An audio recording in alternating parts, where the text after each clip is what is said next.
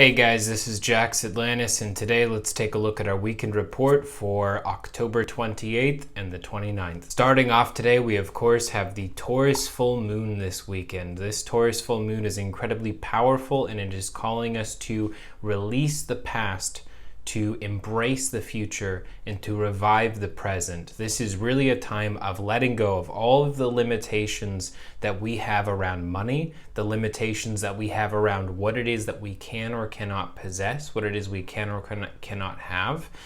It's time to let go of any of the limitations that we have put in front of ourselves for what kind of life we can lead. At the same time this is happening, we have Mars in an opposition to Jupiter over in Taurus. So Mars Scorpio and Jupiter Taurus, this really creates an interesting dynamic, especially for Aries and Taurus, as well as Scorpio and Taurus.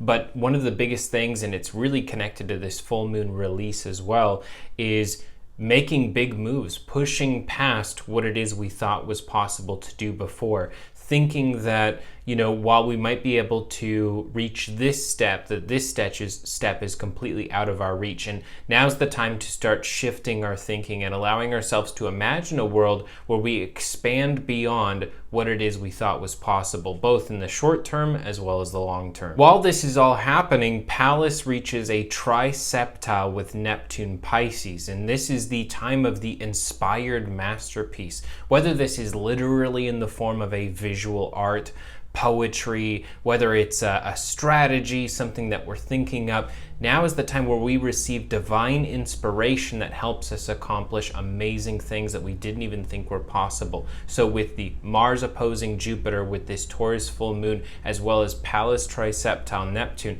we are being urged by the universe, you can do more, you can do something great, you can do something beyond what you thought was possible. And while this is all happening, there's an emotional side to it as well, as the moon is trines over to Pluto in Capricorn. And so part of the power here is really, to advocate for the self, to feel comfortable acknowledging what it is that you want, to feel comfortable acknowledging what it is you really think or you really believe, and finding out if what you're saying and what you really believe are matching each other, and what you're saying and what you're doing are matching as well. And of course, an interesting layer to this, to all of these complementary energies that are all saying, go forth, do what it is you were meant to do, is we have Venus in a quad novile with Saturn Pisces.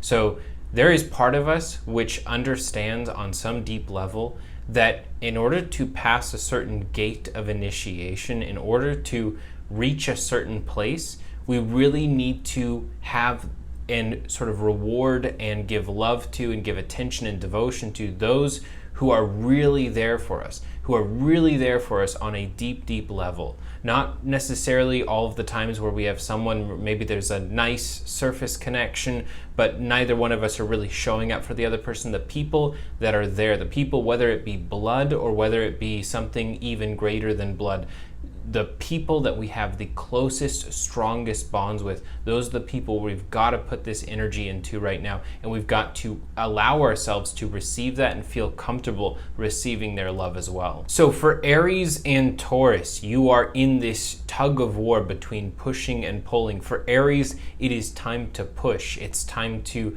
go forward. But for Taurus, it's time to pull. It's time to magnetize certain things towards you, to allow yourself to receive them. For Aries, of course, the boldness to push in the first place. But the reason for this is that, for Taurus, as well as all the other fixed signs, Scorpio is the one who's renowned for it. Taurus, Scorpio, Aquarius, Leo, you all have a certain level of magnetism. You have an ability to pull certain things towards you. For Aquarius, there are certain ideas, certain forms of communication that you can bring into your life through pulling it inwards gravitationally. For Taurus, though, this is bringing the things you want into your life, bringing the situations and opportunities that you desire, bringing them and pulling them towards you through your will and through your heart. For Gemini, this is a time to release repeating thoughts. Let this Taurus full moon just help you let go of some of these repeating thoughts or repeating ideas that are taking up time and are essentially an investment in purgatory. For For Cancer, embrace the love that's coming your way. Embrace the people that are showing up to show you affection, to bring gifts to you, whether it be literal or metaphorical. But people who are bringing love to you, let them bring that love to you and embrace it.